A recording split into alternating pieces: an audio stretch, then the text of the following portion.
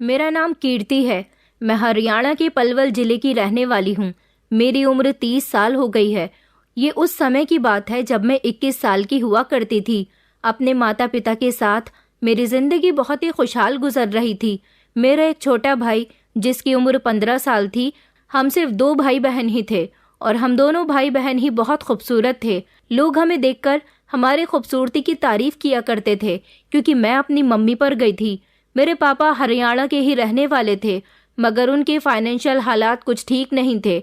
अपनी जवानी के समय उनके पास कोई ऐसी नौकरी नहीं थी जिससे वो ढेर सारे पैसे कमा सकते। मेरे पापा मेरे दादाजी के तीसरे नंबर के बेटे थे। मेरे 2 बड़े ताऊजी की नौकरियां अच्छी थी। वो लोग अच्छे खासे पैसे कमाया करते थे। मेरे पापा ने काफी समय तक अपने पिता के पैसों पर ऐश किया था।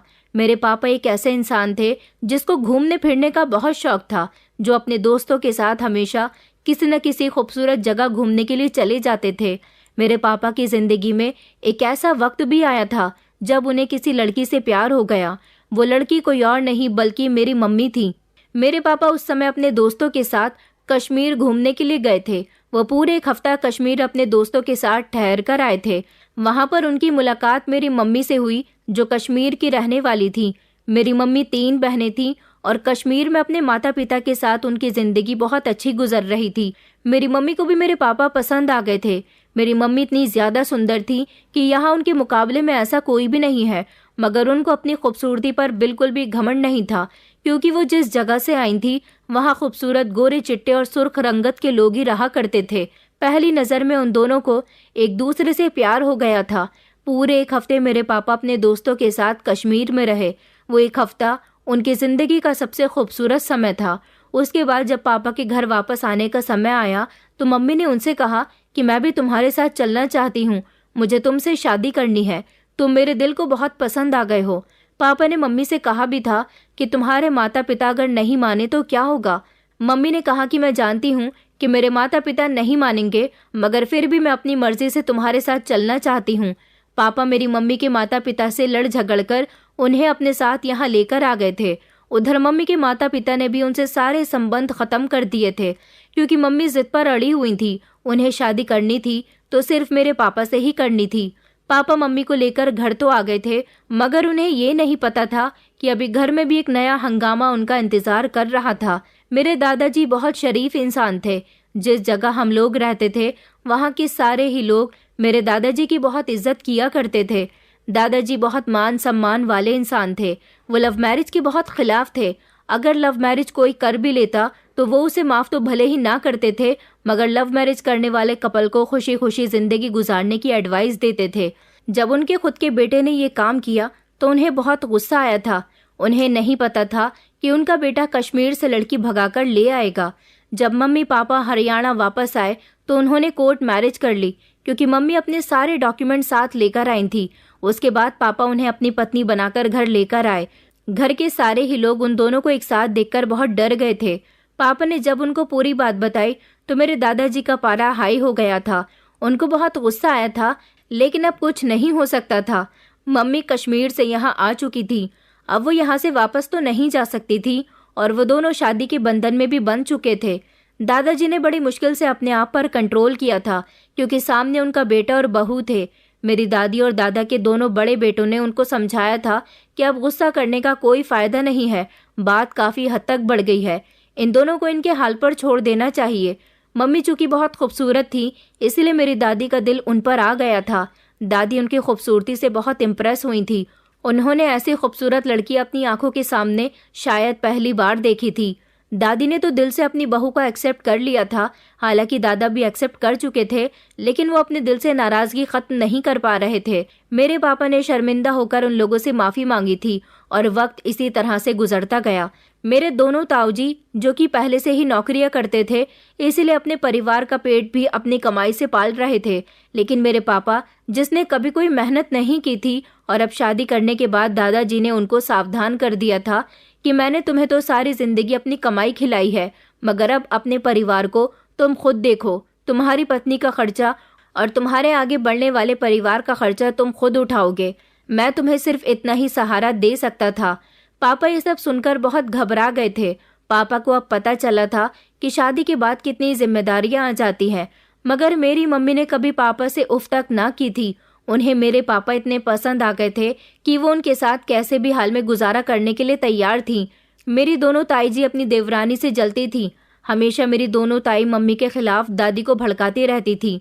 वक्त गुजरता जा रहा था। पापा नौकरी की तलाश में इधर उधर घूम रहे थे। मेरे पापा पढ़े लिखे थे, इसलिए उन्होंने नौकरी तलाश कर ली थी। भले ही उनको एक मामूली सी फैक्ट्री में नौकरी मिली थी, मगर उन्होंने सोच लिया था कि वो इतनी मेहनत करेंगे कि सब कुछ ठीक हो जाएगा। मेरे दादाजी के पास ज़्यादा जायदाद तो नहीं थी। जिस घर में वो लोग रहते थे वो घर काफ़ी बड़ा था। फिर कुछ वक्त गुजरा तो मैंने जन्म लिया। सारे ही देखने वाले लोग यही कहते थे कि बेटी बिल्कुल अपनी माँ पर गई है, क्योंकि मैं बचपन से ही बेहद खूबसूरत थी। मैं अपने ददिहाल वालों की तरह बिल्कुल भी नहीं लगती थी। मेरे जन्म पर मेरी माँ को अपने माता पिता और अपना परिवार बहुत याद आया था, लेकिन वो तो अपनी सारी पुरानी कश्तियाँ जलाकर आगे बढ़ गई थी, तो फिर पीछे कैसे वापस पलट सकती थी। वक्त गुजरने के साथ साथ दादाजी और दादी जी भी एक एक करके दुनिया से विदा हो गए और फिर घर में लड़ाई झगड़े शुरू हो गए। मेरी दोनों ताई जी का कहना था कि ये पूरा घर हमारा है, इस घर में तुम्हारा कोई हिस्सा नहीं है।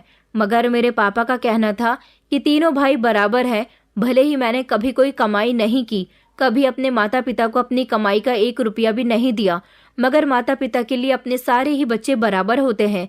जितना इस घर में दोनों भाइयों का हक है, उतना ही हक मेरा भी है। इस बात पर बहुत बहस हुई। तीनों भाइयों में आपस में बहुत झगड़े हुए, पंचायतें हुई, तो यही फैसला निकला कि इस घर में 3 ही हिस्से होने हैं और एक हिस्सा मेरे पापा का भी होगा। घर के बंटवारे हो गए थे। मेरे दोनों ताऊजी ने अपने अपने हिस्से में आने वाली जगह बेच दी और दोनों ने उन पैसों से दूसरी जगह पर घर खरीद लिए, जबकि मेरे पापा के पास इतने पैसे नहीं थे कि वो अपना घर बेचकर दूसरा घर खरीद लेते। हालांकि मेरे पापा के हिस्से में जो घर आया था वो बहुत छोटा था, लेकिन मेरी मम्मी ने कहा कि मैं इसमें भी गुजारा कर लूंगी। अभी हमारा घर छोटा है, आगे चलकर बड़ा भी हो जाएगा। सबसे अच्छी बात तो यह है कि हमारे सर पर अपनी छत है। इस तरह अब हमारी जिंदगी थोड़ी सुकून से गुजरने लगी थी। पापा काम करके जितने पैसे लेकर आते, उन पैसों से हमारे घर का गुजारा हो जाता था। फिर कुछ समय के बाद मेरा छोटा भाई आ गया और मेरे माता पिता का परिवार पूरा हो गया था। मेरे मम्मी पापा ने हम दोनों भाई बहन को बहुत प्यार दिया था, मगर वो सिर्फ मजबूर थे तो हमारी ख्वाहिशें पूरी करने से मजबूर थे, क्योंकि पापा की जितनी सैलरी थी उस हिसाब से वो हमारी हर ख्वाहिश पूरी नहीं कर सकते थे। फिर ऐसा हुआ कि वक्त गुजरता गया, मैं और मेरा भाई बड़े होते गए, हम लोगों की पढ़ाई भी पूरी हो गई और उसी बीच पापा का काम भी पहले से अच्छा हो गया। पापा उस फैक्ट्री से निकलकर दूसरी फैक्ट्री में नौकरी करने के लिए चले गए, तो वहाँ पर उनकी सैलरी बहुत अच्छी थी। जिंदगी में परेशानियां अब ना के बराबर रह गई थी। मेरे पापा के दोनों भाई उनसे कोई संबंध नहीं रखते थे। ये हमारा छोटा सा परिवार था और हम एक दूसरे के लिए ही सब कुछ थे। मेरी उम्र 21 साल हुई। मेरी मुलाकात शरद से हुई। शरद मेरे कोचिंग सेंटर में पढ़ता था और उसने मुझे पहली ही नज़र में देखकर पसंद कर लिया था।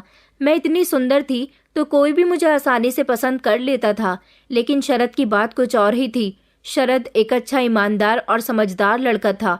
उसने मुझे ना तो परेशान किया था ना प्रपोज किया था, बस वो मेरा दोस्त बन गया था और इसी दोस्ती के बीच मैं उसे पसंद करने लगी थी और फिर वो भी मुझे पसंद करने लगा और उसके बाद हम दोनों की मोहब्बत शुरू हो गई। मैं उसकी मोहब्बत में इतनी डूब चुकी थी कि मुझे ये दुनिया हसीन लगने लगी थी। बस हमेशा शरद ही शरद दिखाई देता था। मेरी पढ़ाई लगभग कंप्लीट होने वाली थी, क्योंकि मैं बीएससी कंप्लीट कर चुकी थी और शरद अभी इंजीनियरिंग कर रहा था और उसे अभी आगे और पढ़ना था। वो भी मेरी ही तरह एक मामूली फैमिली का हिस्सा था, लेकिन उसकी फैमिली मेरी फैमिली से ज़्यादा लो थी। उसके घर में फाइनेंशियल इश्यूज बहुत ज़्यादा थे, क्योंकि वो अपने माता पिता का इकलौता बेटा था और उसके पापा को ब्रेन ट्यूमर था, जिसकी वजह से उनका इलाज चलता रहता था। शरद एक मामूली सी नौकरी करता था। शरद जितने पैसे कमाता वो उसके पापा के इलाज पर लग जाते थे। पहले ही उसकी सैलरी बहुत कम थी और उसे पढ़ाई भी करनी थी और अपनी पढ़ाई का बोझ भी वो अकेला ही उठा रहा था। वो बेचारा बहुत परेशानियों से घिरा हुआ था। इसी बीच उसकी मुझसे मुलाकात हुई तो वो मुझे अपना हमदर्द समझने लगा था, क्योंकि मैं उसकी तकलीफ़ों को बहुत अच्छे तरीके से समझती थी। इसी दौरान मुझे पता लगा कि मेरे मम्मी पापा मेरे लिए रिश्ता तलाश कर रहे हैं। पापा का कहना था कि अब तुम्हारी पढ़ाई पूरी हो चुकी है, अब हम तुम्हें घर तो नहीं बैठा सकते, तुम्हारी उम्र ठीक है, तुम शादी के लायक हो गई हो, लेकिन मैं इतनी आसानी से शादी कैसे कर सकती थी? मैं तो शरद से प्यार करती थी। मैंने इस बारे में फौरन ही शरद को बताया और उसे अपने घर रिश्ता लाने के लिए कहा। तो शरद कहने लगा कि मैं ऐसी सिचुएशन में तुम्हारे घर रिश्ता कैसे ला सकता हूँ? अभी मैं अपने पैरों पर पूरी तरह से खड़ा भी नहीं हुआ हूँ। ऊपर से मेरे पापा की भी तबीयत खराब रहती है। ऐसी कंडीशन में अगर मैं घर वालों से तुम्हारे बारे में बात करूंगा तो मेरे घर में मेरी क्या इज्जत रह जाएगी? मैंने कहा, शरद, तुम्हें कुछ ना कुछ तो करना पड़ेगा, वरना मेरे पेरेंट्स मेरी शादी कहीं और कर देंगे। शरद कहने लगा कि मुझे 1 हफ्ते का टाइम दो, मैं अपने घर पर बात करता हूँ। 1 हफ्ता भी पूरा हो गया था। उधर मेरे मम्मी पापा मेरे लिए रिश्ते तलाश कर रहे थे और फिर उन्हें एक ऐसा रिश्ता मिल गया था जो उनकी उम्मीद से बढ़कर था। एक ऐसे परिवार ने मुझे पसंद कर लिया था जो बहुत अमीर लोग थे। उन्हें दान दहेज से कोई मतलब नहीं था, न मेरे परिवार के फाइनेंशियल हालात से कोई मतलब था। उन्हें सिर्फ अपने बेटे के लिए खूबसूरत लड़की चाहिए थी और मुझ जैसी खूबसूरत लड़की को देखकर उन्होंने डिसाइड कर लिया था कि वो मुझे अपने घर की बहू बनाकर रहेंगे। वो लोग इतने अमीर थे कि पापा ने फैसला कर लिया था कि वो मेरी शादी यहीं करेंगे। मैंने जब ये बात शरद को बताई तो वो अकेला ही मेरे घर मेरे मम्मी पापा से बात करने के लिए आ गया था। मुझे उसका ये कॉन्फिडेंस बहुत पसंद आया था क्योंकि वो मुझसे अलग नहीं होना चाहता था। शरद ने मेरे पापा से बात की और कहा कि मैं कीर्ति से बहुत प्यार करता हूँ, मैं उसी से शादी करना चाहता हूँ। वो भी मुझसे बहुत प्यार करती है। पापा ने मुझसे मेरी मर्जी पूछी तो मैंने भी कह दिया था कि हाँ, मैं शरद से प्यार करती हूँ। शरद मेरे पापा के हिसाब से देखने भालने में एक मामूली सा लड़का था, जबकि जिस लड़के से मेरा रिश्ता चल रहा था वो बहुत ही स्मार्ट था। पापा को शरद पसंद नहीं आया था।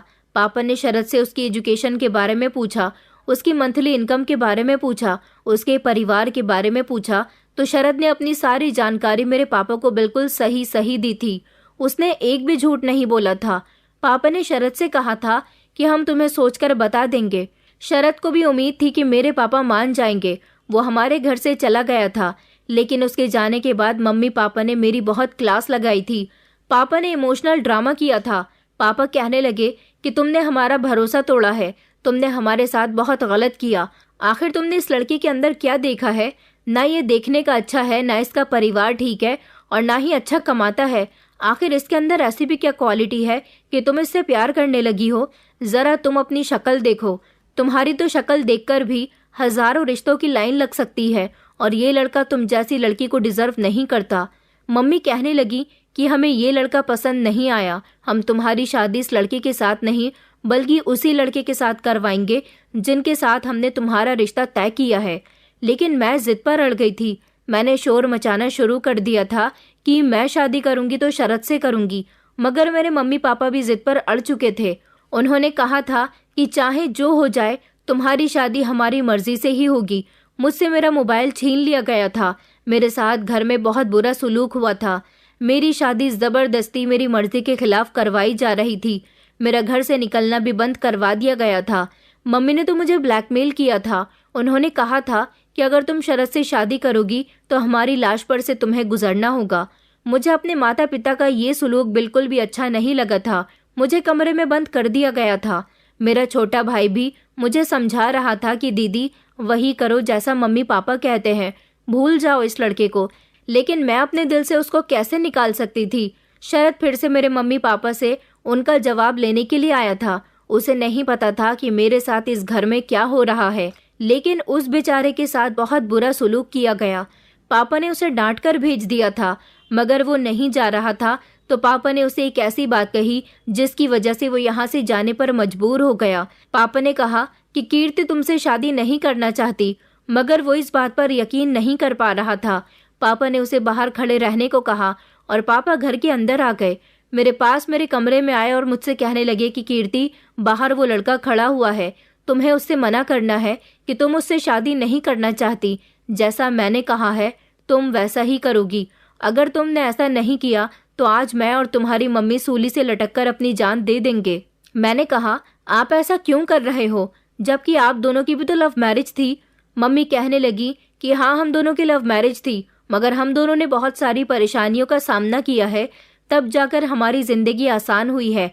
और जो परेशानियां हमने बर्दाश्त की हैं, हम नहीं चाहते कि हमारी बेटी भी उन्हीं परेशानियों का सामना करे। हम तुम्हारे भले के लिए ही ये सब कुछ कह रहे हैं और इस लड़के की औकात क्या है। जिस जगह तुम्हारा रिश्ता तय हुआ है वो लड़का तुम्हें अपनी पलकों पर बिठाकर रखेगा और ये लड़का तुम्हें सारी जिंदगी कोई खुशी नहीं दे सकता।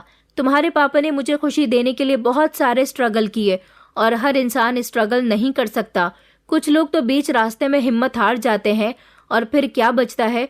मोहब्बत। मोहब्बत से पेट नहीं भरता। मोहब्बत के साथ साथ पैसों का होना भी बहुत जरूरी है, जो कि इस लड़के के पास नहीं है। इसलिए तुम हमारी बात मान लो और जाकर इससे सारे संबंध खत्म कर दो। कह दो इससे कि तुम्हारे पास कुछ नहीं है, इसलिए मैं तुमसे शादी नहीं कर सकती।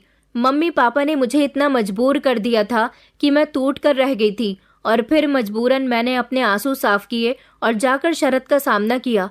शरद कहने लगा कि ये तुम्हारे मम्मी पापा क्या कह रहे हैं?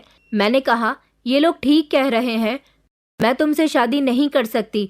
मेरा दूसरी जगह रिश्ता तय हो चुका है, तुम अब मेरा पीछा करना छोड़ दो। शरद कहने लगा कि आखिर तुम ऐसा क्यों कह रही हो? तुम तो मुझसे बहुत प्यार करती थी, तुमने मेरे साथ सारी जिंदगी गुजारने के वादे किए थे।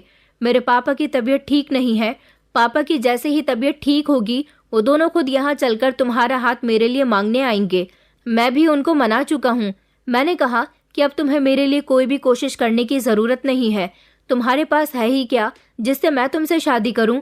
तुम मुझे जिंदगी की कोई खुशी नहीं दे सकते, कोई आराम नहीं दे सकते, सिर्फ मोहब्बत दे सकते हो और मोहब्बत से पेट नहीं भरता।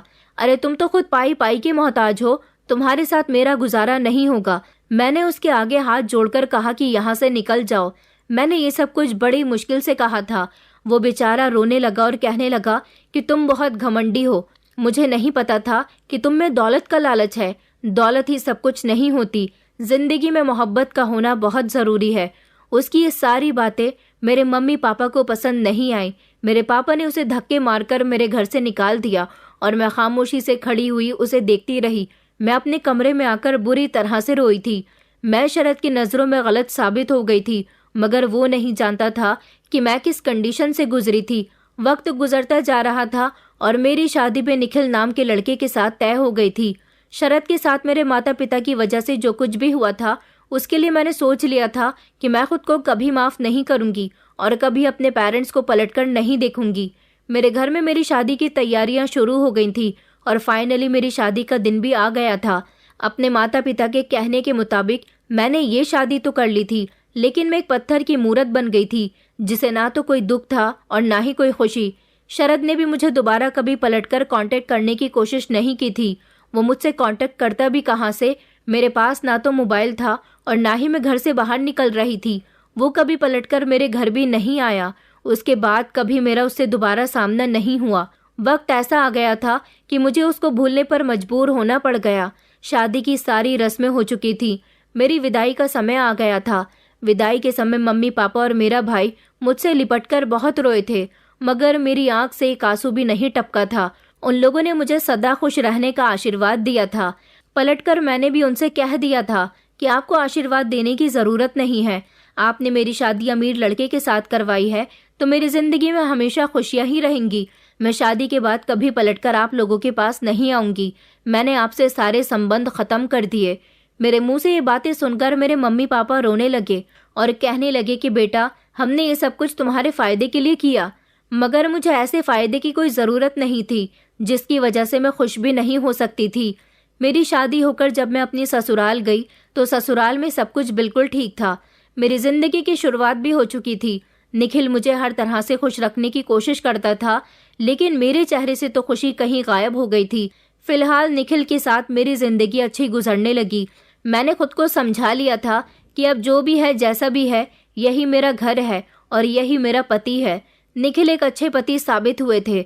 उनका बिहेवियर मेरे साथ बहुत अच्छा रहता था, लेकिन उनकी माँ का बिहेवियर मुझे बिल्कुल भी पसंद नहीं था, जो मुझसे बात करना भी पसंद नहीं करती थी। शादी के बाद मुझे पता चला था कि निखिल की माँ उसकी सगी माँ नहीं बल्कि सौतेली माँ है। वो इस बात का बदला ना जाने मेरे साथ क्यों लेती थी। शायद उन्हें घर में मेरी मौजूदगी पसंद नहीं थी। निखिल के पापा ज्यादातर ऑफिस में होते थे, घर में मैं और मेरी सास ही होते। कुछ समय के बाद मुझे माँ बनने की खुशी मिली। मैंने बेटे को जन्म दिया था। मेरी इस खुशी पर मेरे मम्मी पापा भी शामिल होने आए थे, लेकिन मैंने उनको सावधान कर दिया था कि आगे मेरी जिंदगी में या मेरे घर में शामिल होने की कोशिश मत करना।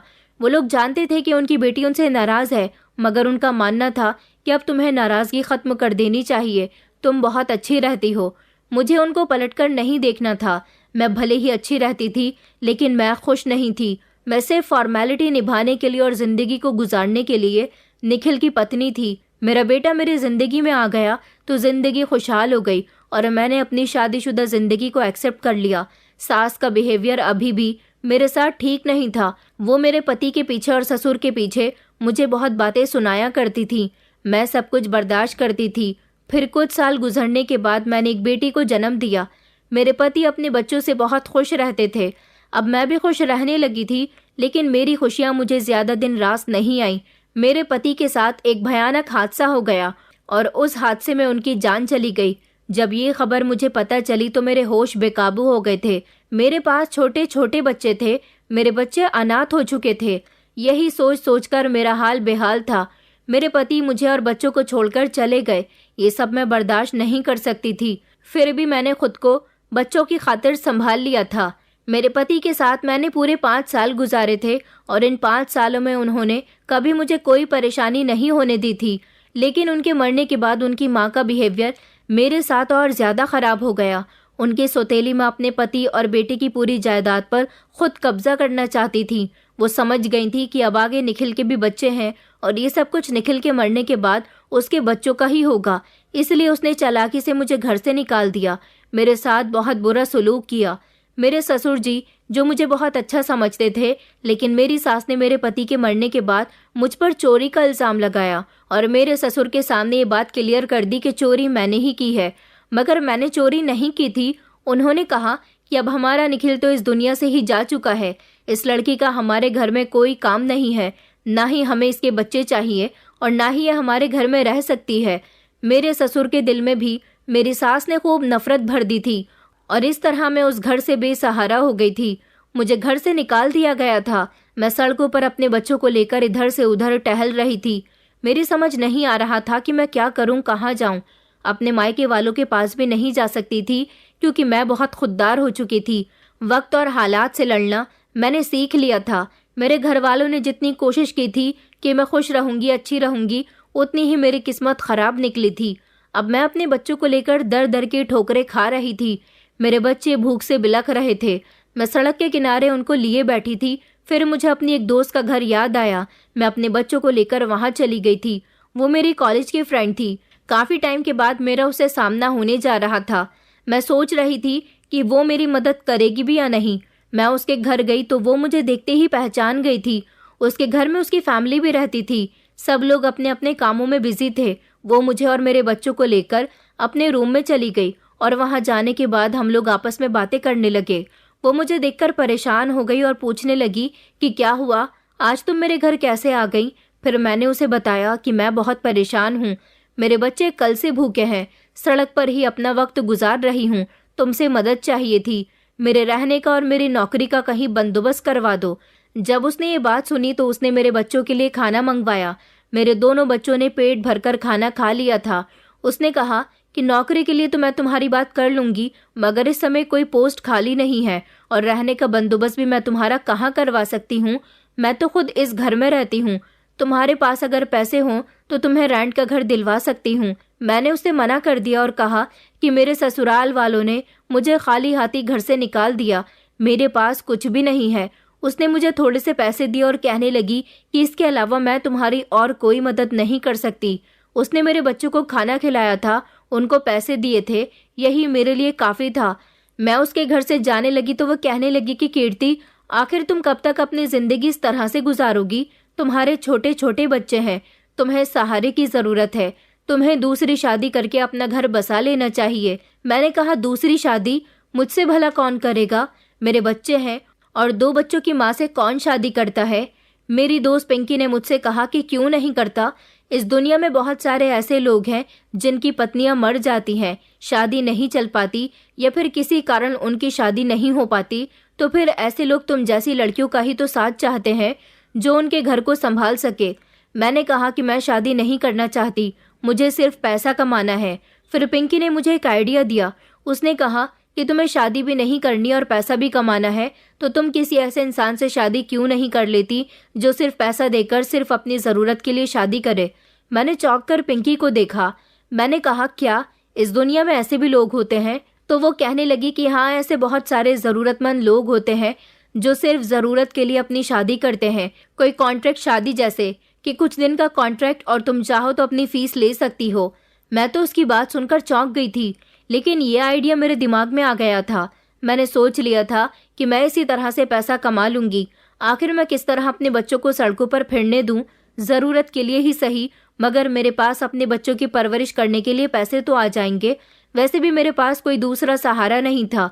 अपने बच्चों की खातिर एक औरत क्या कुछ नहीं करती। अपने घर वालों से तो मुझे कोई मदद लेनी ही नहीं थी। इसलिए मैंने पिंकी की मदद से कुछ ऐसे लोगों से बात की जो अपनी ज़रूरत पूरी करने की खातिर कुछ दिन के लिए मुझे अपनी पत्नी बनाना चाहते थे। मुझे ये भी एहसास हुआ कि मैंने निखिल के सामने कभी भी उससे अपनी मोहब्बत का इजहार नहीं किया। मैं करती भी तो कैसे, जब मैं उससे मोहब्बत करती ही नहीं थी। मैंने मामूली तौर पर शादी करने का सोचा, क्योंकि इस तरह लोगों की ख्वाहिश भी पूरी हो जाती और मैं उनके सर पर बोझ भी नहीं बनती। मेरा सामने एक आदमी से हुआ जो काफ़ी बड़ा था। उसे देखकर मेरी आंखों में आंसू भी आ गए थे। वो मेरी खूबसूरती का दीवाना हो गया था और उसने मुझे अपनी बनाने का कहा, मगर मैंने उसे पहले ही बता दिया था कि मैं तुम्हारी पत्नी सिर्फ 3 दिन के लिए ही बनूंगी। मेरी फीस 3 दिन के 3 लाख रुपए है। मुझ जैसी खूबसूरत लड़की के साथ वक्त गुजारने के लिए तो हर कोई बेचैन रहता था, तो फिर अमीर लोग भी मुझ पर आसानी से पैसा लुटा सकते थे। वो बुढ़ा आदमी मान गया था और इस तरह मेरी शादी उसके साथ 3 दिन के कॉन्ट्रैक्ट पर हो गई। उसने जैसे ही मुझे 1 लाख रुपए का एडवांस दिया, मैंने फौरन एक घर किराए पर ले लिया और घर के अंदर सारा ज़रूरत का सामान रख लिया। फिर मैं 3 दिन के लिए उसकी पत्नी बन गई और 3 दिन तक उसने मुझसे पत्नी होने का पूरा हक वसूल किया। उसके बाद उसने मेरे पैसे दिए और मैं अपने घर आ गई थी। अब मेरे पास काफ़ी सारे पैसे रहने लगे थे, क्योंकि अब मैं इसी तरह से पैसा कमा रही थी। एक आदमी को छोड़कर दूसरे के साथ शादी और दूसरे को छोड़कर तीसरे के साथ शादी, यही मेरा कारोबार बन गया था। बस मुझे खुशी तो इस बात की थी कि मेरे बच्चों का पेट भर रहा था। मेरे पास 1 लाख रुपए एक दिन का इकट्ठा हो जाता था, मगर मुझे इस काम के लिए बहुत कम कस्टमर मिलते थे। ऐसे बहुत से लोग थे जिनकी अपनी ख्वाहिश होती है शादी करने की, मगर उनकी किसी मजबूरी की वजह से शादी नहीं हो पाती। और बहुत से ऐसे भी लोग हैं जिनके पास पैसे नहीं होते, वो ये काम बहुत कम करते हैं। फिर भी मेरे बच्चों का खाना पीना चल निकला था और मेरी जिंदगी अच्छी गुजर बसर होने लगी। मैं बहुत कंजूसी से गुजारा करती थी, क्योंकि मैं समझ गई थी कि बुरा वक्त कभी भी और किसी पर भी आ सकता है। बुरे वक्त के लिए हमेशा पैसे लगाकर रखने चाहिए। मेरे दोस्त का तो मैंने बहुत बहुत शुक्रिया अदा किया था। भले ही वो मेरी मदद न कर सकी थी, मगर उसने मुझे पैसे कमाने का तरीका सिखा दिया था। ये मैं जानती थी कि मेरे पैसे कमाने का तरीका गलत है, लेकिन मुझ जैसी मजबूर औरत और क्या करती। वैसे भी खूबसूरत औरत को इस दुनिया के भेड़िए अपनी नज़रों से नोच डालते हैं। उससे पहले मैंने खुद ही इसी काम को अपना धंधा बना लिया था। एक दिन मेरे घर के दरवाजे पर दस्तक हुई तो मेरी बेटी दरवाज़ा खोलने के लिए चली गई। कहने लगी कि मम्मी, आपसे कोई मिलने के लिए आए हैं। मैं दरवाजे की तरफ बढ़ी तो सामने एक अजीब से हुलिये में एक मर्द था। उसको देखकर मैं हैरान रह गई। उसकी दाढ़ी बड़ी हुई थी, जबकि बाल भी बिखरे बिखरे से थे। मैंने कहा कि कौन? तो वो कहने लगा कि मैंने सुना है कि तुम पैसों के लिए शादी करती हो और तुम्हारा सिर्फ 3 दिन का ही कॉन्ट्रैक्ट होता है। मैंने इधर उधर देखते हुए इत्मीनान किया कि कहीं कोई मोहल्लेदार या मेरे बच्चे आसपास तो मौजूद नहीं है, मगर वहां पर कोई नहीं था। तसल्ली करने के बाद मैंने उससे कहा कि जी हाँ, आप बिल्कुल सही कह रहे हो, मैं ऐसा ही करती हूँ। क्या तुम भी मुझसे शादी करना चाहते हो? तो वो कहने लगा कि हाँ, लेकिन मैं तुमसे 3 दिन के लिए नहीं बल्कि पूरे 1 महीने के लिए शादी करना चाहता हूँ। मैंने कहा कि मैं इतना लंबा कॉन्ट्रैक्ट नहीं रखती। उसने कहा कि पैसे की खातिर जब तुम अपना शरीर दूसरों के हवाले कर सकती हो, दूसरों से शादी कर सकती हो, तो क्या अपना वक्त आगे नहीं बढ़ा सकती? मैंने उसे चौंक कर देखा। वो खामोश हो गया। फिर थोड़ी देर के बाद बोला, तुम एक दिन के 1 लाख रुपए कमाती हो ना, मैं तुम्हें 1 महीने के 50 लाख रुपए दूंगा। उसकी बात सुनकर तो मैं हैरान रह गई थी। 50 लाख रुपए तो एक बहुत बड़ी रकम थी। इतने पैसे अगर मेरे पास आ जाते तो मैं अपना और अपने बच्चों का भविष्य सुधार सकती थी, कोई कारोबार भी कर सकती थी और फिर शायद मुझे सारी जिंदगी कभी गलत काम करने की ज़रूरत ही न पड़ती। मैंने सोचा कि इस तरह मेरी पूरी जिंदगी बदल जाएगी। मैंने उस मर्द की बात मान ली और उससे शादी भी कर ली। वो मुझे और मेरे बच्चों को अपने साथ अपने घर ले गया था। मगर बड़ी अजीब बात थी कि जिस काम के लिए उसने मुझसे शादी की थी, उस काम को उसने कभी अंजाम ही नहीं दिया था। उसने तो सिर्फ मुझे और मेरे बच्चों को अपने घर ले जाकर रख लिया था। वहाँ हमें पेट भरकर खाना मिल रहा था, हमारी सारी जरूरतें पूरी हो रही थी। उसने तो मुझे हाथ तक नहीं लगाया था। यहाँ तक कि वो मेरे बच्चों के साथ भी बहुत अच्छे से पेश आता था। वो घर में भी कम रुकता था। उसके घर में कोई भी नहीं था और घर बहुत बड़ा था। सारा दिन वो अपना घर मेरे और मेरे बच्चों के हवाले छोड़कर चला जाता था। वो मेरे बच्चों से भी हंस हंस कर बातें करता, उनके लिए तोहफे लेकर आता, तो मेरे बच्चे बहुत खुश हो जाते थे। मैं समझ नहीं पाई थी कि ये कौन है और मेरे साथ ऐसा क्यों कर रहा है, लेकिन मुझे उससे कोई मतलब नहीं था। उसका बिहेवियर भी बड़ा अजीब था। मैं तो इस घर में सिर्फ कुछ दिन की मेहमान थी। मुझे इसके सिर्फ पैसों से मतलब था। उसके घर में मैं उसी हिसाब से चलती थी जैसा वो कहता था। अगर वो मेरे करीब आना चाहता तो मैं उसे रोक भी नहीं सकती थी और उसे अपने करीब आने की इजाज़त भी देती थी, मगर वो खुद ही मेरे करीब नहीं हुआ। धीरे धीरे 1 महीना पूरा हो गया था और अब मेरे इसके घर से जाने का समय भी पूरा हो चुका था। अब मुझे इससे अपने पैसे लेने थे और इसके साथ अपने रिश्ते भी ख़त्म करने थे। उस दिन वो अपने घर में मौजूद नहीं था। मैं तो अभी तक इसका नाम भी नहीं जानती थी, लेकिन जब रात के समय ये घर आया तो मैंने इससे कहा कि मुझे मेरे पैसे दे दो और इस रिश्ते से मुझे आज़ाद कर दो, मेरा टाइम पूरा हो चुका है। उसने कहा कि मैं तुम्हें आज़ाद नहीं करूँगा और ना ही तुम्हें कोई पैसा मिलेगा। मैंने कहा, ये क्या हरकत हुई? तुमने कहा था कि तुम 1 महीने के लिए मुझसे शादी करना चाहते हो और उसकी कीमत तुम मुझे 50 लाख रुपए दोगे। ये तुम ठीक नहीं कर रहे हो। वो धीरे धीरे मेरे करीब आया। उसने मेरे कंधों से मुझे पकड़ा और मुझे झंझोड़ कर कहने लगा कि तुमने जो मेरे साथ किया वो सब क्या था? मैंने उसे आंखें फाड़ कर देखा। उसने अपने चेहरे से नकली दाढ़ी मूंछ हटानी शुरू की। उसके बाद उसका असली रूप मेरे सामने आ गया था। उसे देखकर मेरी आंखें तो सच में फटी की फटी रह गई थी, क्योंकि ये इंसान तो शरत था। वो कहने लगा कि तुम मुझे पहचानने में कैसे गलती कर सकती हो? मैं तो तुम्हें पहली नज़र में ही पहचान गया था। 5 साल बाद भी तुम नहीं बदली, मगर वक्त और हालात ने मुझे ज़रूर बदल दिया। मैं बदला सिर्फ तुम्हारी वजह से हूँ। तुमने इसी दौलत की वजह से मुझे छोड़ दिया था ना।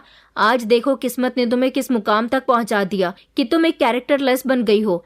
वो ये कहकर जोर जोर से हंसने लगा और कहने लगा कि अच्छा हुआ तुम जैसी कैरेक्टरलेस लड़की से मेरी शादी नहीं हुई, जो दौलत के लालच में इतनी अंधी हो गई है कि लोगों से शादी करने पर उतर आई। 3 दिन का कॉन्ट्रैक्ट, ये कहकर वो हंसने लगा। मुझे तो वो कोई पागल इंसान लग रहा था। मुझे उसको देखकर बहुत गुस्सा आया। मेरा खून खौल रहा था। मैंने उसके मुंह पर थप्पड़ मार दिया और कहा कि तुम मेरे कैरेक्टर पर सवाल उठा रहे हो। मैं ये सब बर्दाश्त नहीं करूंगी और ऐसा करना मेरी बहुत बड़ी मजबूरी है। वो कहने लगा कि अच्छा, तो फिर तुम्हारी वो दौलत कहाँ गई जिसके खातिर तुमने मुझे छोड़ा था? तुम्हारा पति कहाँ गया जिसके साथ तुम्हारे माँ बाप ने तुम्हारी शादी करवाई थी? वो तो बहुत अमीर था ना। वो तो तुम्हें सारी जिंदगी की खुशियाँ दे सकता था। तो क्या हुआ? तुम ये काम क्यों कर रही हो? तुम्हारी मोहब्बत झूठी थी, तुम झूठी हो और तुम हमेशा ऐसी ही रहोगी। आज मुझे देखो, तुम्हारी उस इंसल्ट ने मुझे बदल कर रख दिया। तुमने मुझे छोड़ दिया। मैं घर गया तो मेरे पापा की मौत हो चुकी थी। पापा की मौत पर मैं बहुत सदमे में आ गया था। पापा के मरने के कुछ समय के बाद मम्मी भी इस दुनिया से चली गई और फिर मैं पूरी तरह से अकेला रह गया था। मैंने अपना घर बेच दिया और फिर मैं अपनी पढ़ाई पूरी करने के लिए लंदन चला गया। वहाँ जाकर मैंने अपनी नई दुनिया बसाई, अपने आप को बदल लिया, अपने करियर पर ध्यान दिया और आज देखो मैं एक कामयाब बिजनेसमैन हूँ। मैं कुछ वक्त के लिए यहाँ आया हुआ था। जब मुझे पता चला कि तुम इस तरह से काम करने लगी हो तो मैंने सोचा कि क्यों ना मैं अपना बदला तुमसे ले लूँ। लेकिन अब तुम क्या हो? तुम्हारी तो कोई हैसियत ही नहीं है। मैंने कहा कि अच्छी बात है कि तुम बिजनेसमैन बन गए हो, लेकिन तुम आज भी वही इंसान हो जिसको कभी मेरी मोहब्बत दिखाई ही नहीं दी। तुम जैसा इंसान मेरी मोहब्बत नहीं समझ पाया। वो कहने लगा कि तुमने मुझसे मोहब्बत नहीं की थी कीर्ति। अगर तुम मुझसे मोहब्बत करती होती तो उस दिन अपने पिता के सामने इस बात को एक्सेप्ट करती, ना कि मुझे जलील करके अपने घर से निकलवाती। मैंने कहा कि तुम गलत समझ रहे हो। तुम्हें लगता है कि मैं झूठ बोल रही हूँ। ये मेरे बच्चे हैं। मेरे घर वालों ने ज़बरदस्ती मेरी शादी करवाई थी और मैं मजबूर हूँ ये काम करने के लिए।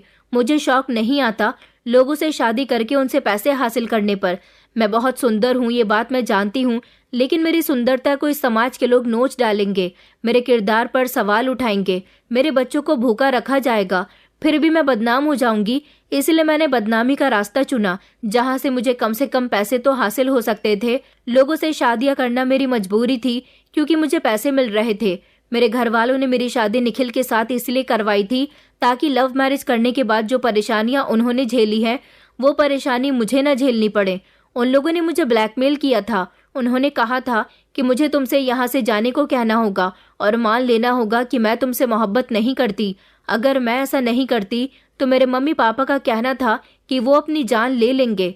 उन लोगों की खुशी की खातिर मैंने तुम्हारे साथ वो सब कुछ किया, तुम्हारी बेइज्जती करवाई और खुद भी की। तुम तो वहां से चले गए, मगर मैंने कितनी मुश्किल से निखिल के साथ शादी की ये मैं ही जानती हूँ। उसके साथ मैं खुश नहीं थी, लेकिन फिर भी मैंने उसके साथ गुजारा किया। उसके साथ मेरे बच्चे हुए। बच्चों की खातिर मैंने अपने आप को संभालना सीख लिया, लेकिन वक्त को शायद कुछ और ही मंजूर था। कुछ समय के बाद मेरा पति एक हादसे में मर गया। मेरे ससुराल वालों ने मुझे घर से निकाल दिया। मैं सड़कों पर अपने बच्चों को लेकर टहल रही थी। मेरे बच्चों को 2 वक्त का खाना खिलाने वाला भी कोई नहीं था, इसलिए मैंने ये काम किया। एक माँ अपने बच्चों के लिए मजबूर होकर कुछ भी कर सकती है। हाँ, मैं खुदगर्ज हो गई थी, सिर्फ अपने बच्चों के लिए। हाँ, मुझे दौलत चाहिए थी, सिर्फ अपने बच्चों के लिए। मगर मैं दौलत की इतनी भी भूखी नहीं हूँ कि तुम्हें धोखा दूं। मैंने इस दौलत की खातिर तुम्हें धोखा नहीं दिया। मैं तो तुमसे आज भी मोहब्बत करती हूँ। आंखों में आंसू और मेरे चेहरे पर बेबसी देखकर वो कहने लगा कि तुम झूठ बोल रही हो। अगर ऐसा ही हुआ था तो तुम अपने माता पिता के पास क्यों नहीं गई, उनके घर क्यों नहीं रही, क्यों तुम सड़कों पर टहलती रही? मैंने कहा, क्योंकि मैं उनसे कोई संबंध नहीं रखती। उन लोगों ने अपनी खुशी की खातिर, अपनी इज्जत की खातिर तुमसे अलग करवाया था मुझे, और मेरी शादी निखिल के साथ करवाई थी। मैंने उनकी आज्ञा का पालन किया। वो लोग चाहते थे कि मैं निखिल से शादी करके अपना घर बसाऊं। मैंने वो किया, लेकिन मैं उनसे आज भी नाराज हूँ, क्योंकि उन्होंने मेरी मोहब्बत को मुझसे अलग कर दिया था। विदा होते समय ही मैंने उनसे सारे रिश्ते खत्म कर दिए, और फिर मुझ पर जितनी ही परेशानी आई, मैंने कभी पलटकर उनको आज तक नहीं देखा, और ना ही मैं उनके पास गई। ये कहकर मैं फूट फूट कर रो रही थी। मेरी बातों पर शरद को यकीन हो गया था। शरद मेरे आगे हाथ जोड़कर मुझसे माफी मांगने लगा। कहने लगा कि मैं तो तुम्हें गलत समझता रहा कीर्ति, मुझे लगा कि तुम गलत हो। तुम लालची होने के साथ साथ एक बिगड़ी हुई औरत भी हो गई हो, मगर मुझे नहीं पता था कि तुम्हारे ऐसा करने पर एक दर्द भरी कहानी छुपी हुई है। मुझे माफ कर दो। मैं तो तुम्हें ये रियलाइज करवाना चाहता था कि तुमने मेरे साथ बहुत गलत किया, मगर मुझे नहीं पता था कि तुमने जो मेरे साथ किया ऐसा तुमसे करवाया गया था। वो मेरे हाथ पकड़कर मेरे साथ रोने लगा था। उसने कहा कि आज मैं तुम्हें एक ऑप्शन देना चाहता हूँ। मैं तुमसे यहाँ रुकने के लिए जिद नहीं करूंगा, तुम्हारी मर्जी है। एक तरफ तुम्हारे पास 50 लाख रुपए हैं और दूसरी तरफ मैं हूँ, जो तुम्हें आज भी तुम्हारे बच्चों के साथ एक्सेप्ट करने के लिए तैयार हूँ। तुम चाहो तो 50 लाख रुपए लेकर यहाँ से जा सकती हो। वो 50 लाख रुपए कुछ समय के बाद खत्म हो जाएंगे, तो फिर तुम्हें किसी नए मर्द से शादी करनी पड़ेगी, और अगर तुम मुझे एक्सेप्ट कर लेती हो तो मैं तुम्हारे साथ सारी जिंदगी रहूंगा। तुम्हारा और तुम्हारे बच्चों का बहुत ख्याल रखूंगा। तुम्हारे बच्चे बहुत प्यारे हैं, उनके साथ मुझे दिली लगाव हो गया है। मुझे नहीं पता था कि तुम्हारे पति की मौत हो गई। मुझे लगा कि तुमने अपने पति को छोड़ दिया, लेकिन जब मैं तुम्हारे घर गया था तो तुम्हारे घर की कंडीशन देखकर मुझे कुछ खटका सा महसूस हुआ था, मगर मैंने सच्चाई जानने की कोशिश तब भी नहीं की थी। मैंने सोचा था कि जब तुम यहाँ से जाओगी तब मैं तुमसे अपना बदला लूंगा। मैं तुम्हें पैसे नहीं दूंगा, तुम्हें अपने साथ रिश्ते में इसी तरह से रहने दूंगा, और तुम्हारे साथ रहकर भी तुम्हारा नहीं बनूंगा। तुम्हें आज़ाद नहीं करूंगा, तब तुम्हें मेरी मोहब्बत का एहसास होगा। मगर मुझे माफ़ कर दो, अपना एहसास दिलाने के चक्कर में मैं तुम्हारे साथ बहुत गलत कर देता। वो कहने लगा, तुम्हें जो ऑप्शन ठीक लगे तुम उसे सिलेक्ट कर सकती हो। शरद की बातें सुनकर मैं सोच में पड़ गई थी कि मैं करूं तो क्या करूं, लेकिन मैंने इस 1 महीने में देख लिया था कि मेरे बच्चे शरद से बहुत मोहब्बत करने लगे हैं। मैंने सोचा कि 50 लाख रुपए से मेरी पूरी जिंदगी नहीं गुजर सकती, और ना ही मुझे और मेरे बच्चों को किसी मर्द का सहारा मिल सकता है। शरद एक अच्छा इंसान है, मुझे शरद के साथ ही रहना पसंद आया था। इस तरह मेरे बच्चों को पिता का सहारा भी मिल जाता, और मेरी पूरी जिंदगी भी शरद के साथ गुजर जाती। शरद के साथ शादी करने का अरमान मेरा पूरा हो चुका था, और इस तरह मुझे मेरी मोहब्बत मिल गई थी। मैंने जब शरद को अपनी मर्जी बताई तो वो बहुत खुश हुआ था। उसके साथ शादी के बंधन में तो मैं पहले ही थी। उसने मुझे और मेरे बच्चों को सहारा दिया, और इस तरह हम दोनों ने पुरानी बातें भुलाकर अपनी नई जिंदगी की शुरुआत कर दी थी। मेरे माता पिता, जिनको अभी तक ये पता भी नहीं था कि उनकी बेटी ने किस तरह की परेशानियों का सामना किया। जैसी सोच मेरे पेरेंट्स रखते हैं, ऐसी ही सोच रखने वाले कुछ ऐसे पेरेंट्स से मैं एक सवाल करना चाहती हूँ कि जो परेशानी आपने सही है, ज़रूरी नहीं कि आपके बच्चे भी वही परेशानी झेलें। जिंदगी में परेशानियां तो आती जाती रहती हैं और सबकी परेशानियां भी अलग अलग रूप में होती हैं। मेहनत से इंसान क्या कुछ नहीं कर सकता। जिस तरह मेरे पापा ने मेरी मम्मी की खातिर मेहनत करके इतना सब कुछ किया था और वो लोग सुकून की जिंदगी गुजार रहे थे, उसी तरह मेरे मम्मी पापा शरद के बारे में भी तो सोच सकते थे ना। शरद भी तो बदल गया और इतना सब कुछ हो जाने के बाद भी उसने मुझे हासिल कर लिया। आने वाली परेशानियों को आप लोग नहीं रोक सकते, जो होना है वो तो होकर ही रहता है। मैं शरद के साथ अब बहुत खुश हूँ। वो मुझे और मेरे बच्चों को अपने साथ लंदन ले आया है और यहाँ मैं उसके साथ एक खुशहाल जिंदगी गुजार रही हूँ। दोस्तों, उम्मीद करती हूँ आपको हमारी कहानी पसंद आई होगी। कहानी पसंद आई है तो वीडियो को लाइक करें, चैनल पर नए हैं तो चैनल को सब्सक्राइब करें और हाँ, नोटिफिकेशन बेल को जरूर दबाएं ताकि अगली अपडेट सबसे पहले आपको मिले।